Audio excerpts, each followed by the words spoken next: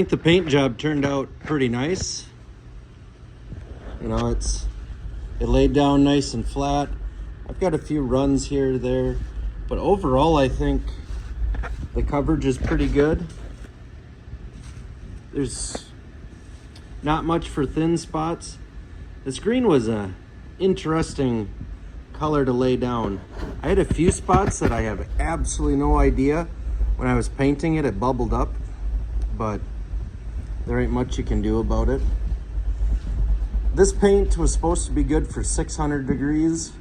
The primer I used was a ceramic coated primer or ceramic primer that was good for 2000 degrees.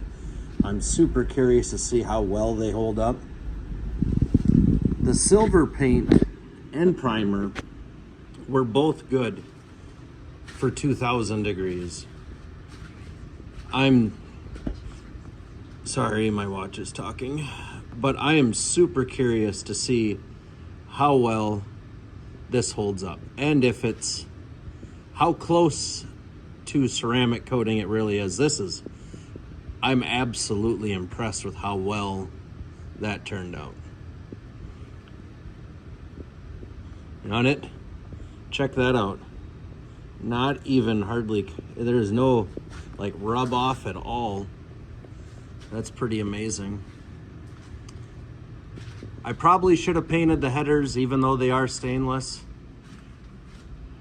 because the off chance that that ceramic paint does help hold heat inside of them would have been really nice.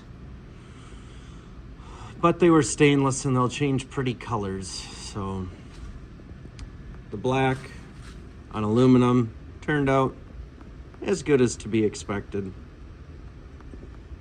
You know, the engine mounts probably didn't need to be painted, but if I ever have to pull this thing again, which I probably will, when we get to Florida, I'm gonna probably take my axles out from underneath this thing and leaf springs and my engine and transmission, because this transmission only has about maybe 70,000 miles on it.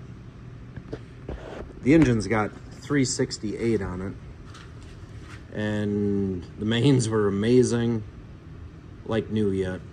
Unbelievable.